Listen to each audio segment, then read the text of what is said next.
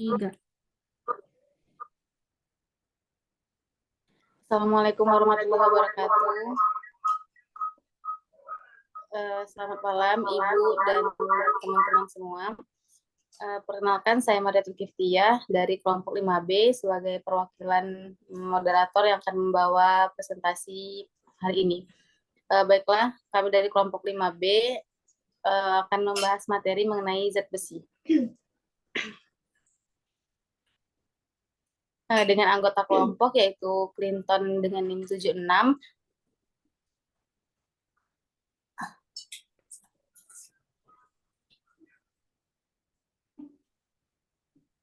kemudian saya sendiri Mariatul Kiftiyah dengan NIM 46, kemudian Bunga Katlia dengan NIM 24, dan Dea Erika dengan NIM 68. Baik, materi pertama yaitu akan dibacakan oleh Bunga Katlia. Baiklah, yang pertama itu zat besi. Jadi zat besi itu termasuk ke dalam mineral mikro yang penting untuk tubuh untuk menghasilkan salah satu komponen sel darah merah, yaitu hemoglobin. Nah, di sini disebutkan bahwa zat besi termasuk ke dalam mineral mikro yang berarti hanya dibutuhkan sedikit untuk tubuh dibandingkan dengan mineral makro yang lainnya. Nah, kemudian terdapat pengecualian terhadap ibu hamil, wanita dewasa, dan anak-anak karena zat besi masih sangat penting dan diperlukan untuk menunjang keperluan dan ketersediaan jumlah zat besi dalam darah, kemudian dalam masa pertumbuhan, kekebalan tubuh, fungsi otak, dan lainnya. Nah, di sini mengapa hanya untuk wanita hamil, wanita dewasa, dan anak-anak?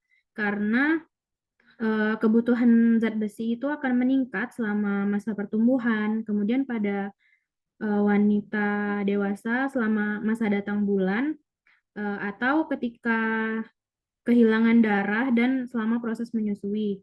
Nah, kemudian zat besi memiliki peran penting untuk proses pengangkutan oksigen yang berasal dari paru-paru, kemudian melaju ke jaringan, dan di sanalah elektron akan diangkut pada proses terbentuknya energi pada sel tubuh. Nah, kemudian ada dua jenis zat besi dalam makanan, yaitu heme dan non-heme. Nah, zat besi heme atau heme iron biasanya dijumpai pada makanan hewani, seperti daging sapi, unggas, dan ikan maupun seafood. Makanan tersebut mengandung sekitar 55% hingga 70% total kandungan zat besi dalam bentuk hemoglobin dan mioglobin. Kemudian zat besi non-heme atau non-heme iron bersumber dari bahan makanan non-hewani atau dari tanaman seperti kacang-kacangan, sereal, dan roti. Kemudian makanan fortifikasi dan suplemen biasanya juga merupakan jenis zat besi non-heme. Kemudian ada peran penting zat besi untuk mendukung perkembangan tubuh, kemudian untuk membentuk protein khusus pada sel darah merah dan otot. Selain itu, zat besi juga penting dalam produksi hormon dan pembentukan hemoglobin yang berfungsi mengikat oksigen. Selain itu, bekerja sama dengan protein yang mana penting untuk pengangkutan oksigen. Kemudian, jika jumlah hemoglobin rendah, sel darah merah tidak bisa membawa cukup oksigen ke seluruh tubuh. Kemudian lebih dari 65% atau sekitar 1,3 hingga 2,6 gram zat besi ditemukan dalam hemoglobin. Kemudian sekitar 10% atau 0,2 hingga 0,4 ditemukan sebagai mioglobin. Sekitar 1 hingga 5% ditemukan sebagai bagian dari enzim, dan sisanya sekitar 20% ditemukan dalam darah atau dalam penyimpanan. Kemudian ada kebutuhan zat gizi yang direkomendasikan oleh RDA atau Recommended Dietary Allowance. Untuk pria itu sebanyak 6 mg hingga 8 mg per hari. Kemudian untuk wanita pasca menopause itu sebesar 5 mg hingga 8 mg per hari. Sedangkan untuk wanita yang mengalami menstruasi itu sebesar 8,1 hingga 18 mg. Sedangkan untuk ibu hamil itu yang paling besar sebesar 27 mg per hari. Kemudian ada mekanisme zat besi.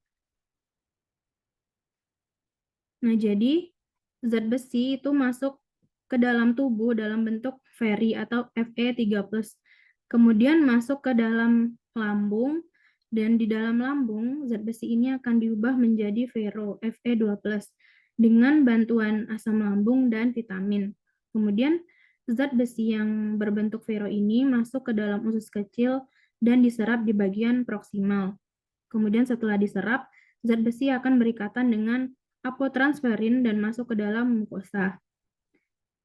Zat besi akan berpisah membentuk 3 bagian, yaitu sebagian akan tetap berikatan dengan apotransferin dan membentuk transferin serum.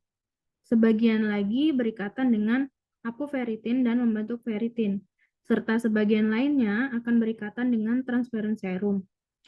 Kemudian zat besi yang berikatan dengan transferin serum akan didistribusikan ke seluruh tubuh, terutama hati, limpa, dan sumsum tulang.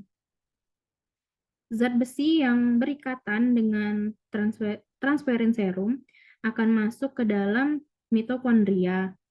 Dalam mitokondria, zat besi akan berpisah dengan transferin serum dan mengaktifkan enzim sitokrom oksidase agar proses siklus Krebs dapat dilakukan. Kemudian zat besi yang masuk dalam sumsum tulang akan berikatan dengan eritrosit dan porifirin membentuk senyawa heme. Kemudian heme akan berikatan dengan globulin dan membentuk hemoglobin. Nah, hemoglobin di sini berfungsi untuk mengikat dan membawa oksigen ke seluruh tubuh sebagai bahan untuk melakukan proses siklus Krebs. Kemudian proses siklus Krebs ini akan menghasilkan energi yang mana energinya akan digunakan untuk melakukan kegiatan seperti kesegaran jasmani.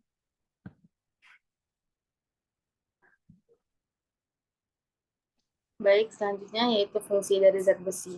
Yang pertama, mengatasi anemia. Nah, zat besi dapat mengatasi anemia itu karena zat besi itu memiliki peran penting dalam pembentukan hemoglobin, yaitu protein pada sel darah merah yang membawa oksigen dari paru-paru ke seluruh tubuh. Kemudian yang kedua yaitu menjaga kinerja fungsi otot. Nah, kenapa? Tidak hanya berperan dalam pembentukan hemoglobin, jadi zat besi itu juga menjadi komponen yang penting dari mioglobin, yaitu protein yang membantu suplai oksigen ke otot. Nah, dengan begitu otot tetap berfungsi dengan bekerja secara optimal. Yang ketiga yaitu zat besi dapat meningkatkan daya tahan tubuh. Dengan imunitas yang baik, maka tubuh akan tetap sehat dan tidak mudah terserang berbagai penyakit infeksi. Yang keempat yaitu menjaga kesehatan fungsi otak. Nah, zat besi itu dapat meningkatkan aliran darah di otak, membantu membuat jalur saraf baru untuk mencegah komplikasi kognitif. Kemudian zat besi juga dapat mengurangi gejala sindrom kaki gelisah. Gejala sindrom kaki gelisah itu muncul atau penyakit Willis-Ekborn itu juga sering dikaitkan dengan kekurangan nutrisi tertentu, dan salah satunya itu kekurangan zat besi. Yang keenam yaitu zat besi itu dapat mempercepat pembentukan hemoglobin. Nah, pembentukan hemoglobin itu merupakan fungsi utama dari zat besi dalam tubuh kita. Dengan terbentuknya hemoglobin, maka seluruh sel dalam tubuh itu dapat mendapatkan oksigen yang sesuai kebutuhan, karena hemoglobin itu dia dapat mengantarkan oksigen. Next.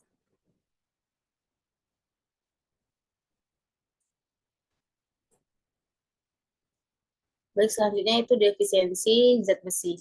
Nah, defisiensi zat besi itu mengganggu proliferasi dan pertumbuhan sel. Yang utama adalah sel dari sumsum tulang. Setelah itu sel dari saluran makan.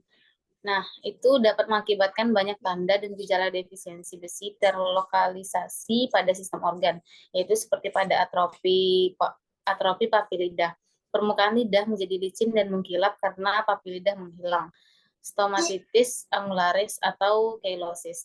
Nah, dengan adanya keradangan pada sudut mulut sehingga tampak sebagai bercak berwarna pucat keputihan. Atrofi mukosa gaster sehingga menimbulkan akloridia, kemudian ada selaput pasca krikoid atau sindrom Plummer-Vinson, kesulitan dalam menelan dalam defisiensi jangka panjang.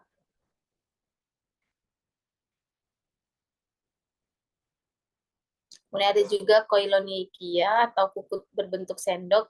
Hal itu karena pertumbuhan lambat dari lapisan kuku. Kemudian ada koilonychia atau kuku sendok. Itu karena pertumbuhan lambat dari lapisan kuku sehingga kuku menjadi rapuh, bergaris-garis vertikal dan menjadi cekung sehingga mirip seperti sendok. Kemudian menorrhagia, gejalanya biasa pada perempuan dengan defisiensi besi. Disfagia, yaitu nyeri menelan karena kesusahan epitel hipoparik. Selanjutnya ada dampak defisiensi zat besi. Untuk anak-anak, yang pertama itu menurunkan kemampuan dan konsentrasi belajar. Yang kedua, menghambat pertumbuhan fisik dan perkembangan kecerdasan otak. Yang ketiga, meningkatkan risiko penderita penyakit infeksi karena daya tahan tubuh menurun. Untuk remaja, yang pertama mengganggu pertumbuhan sehingga tinggi badan tidak mencapai optimal. Yang kedua, menurunkan kemampuan fisik dan kebugaran. Dan yang ketiga, mengakibatkan muka pucat. Untuk ibu hamil, dampak defisiensinya dapat menimbulkan pendarahan sebelum atau saat persalinan. Yang kedua, pada anemia berat bahkan dapat menyebabkan kematian pada ibu dan atau bayinya. Kelebihan atau kekurangan dari defisiensi. Apabila zat besi di dalam tubuh mengalami penurunan, maka tubuh akan membentuk sel darah merah lebih kecil dan dalam jumlah lebih sedikit, sehingga tubuh akan kekurangan hemoglobin dan penderita akan kekurangan oksigen. Apabila zat besi di dalam tubuh berlebihan, seseorang akan terkena gangguan jantung seperti hemochromatosis jantung, yang mana pada kondisi ini kelebihan zat besi terakumulasi di jantung yang mengakibatkan keracunan dan di fungsi organ. Jadi, apabila dibiarkan zat besi berlebih di dalam tubuh, maka akan mengakibatkan detak jantung tidak teratur.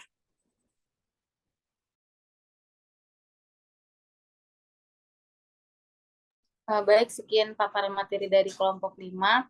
Apabila teman-teman ingin bertanya, bisa lampirkan pertanyaannya di kolom komentar.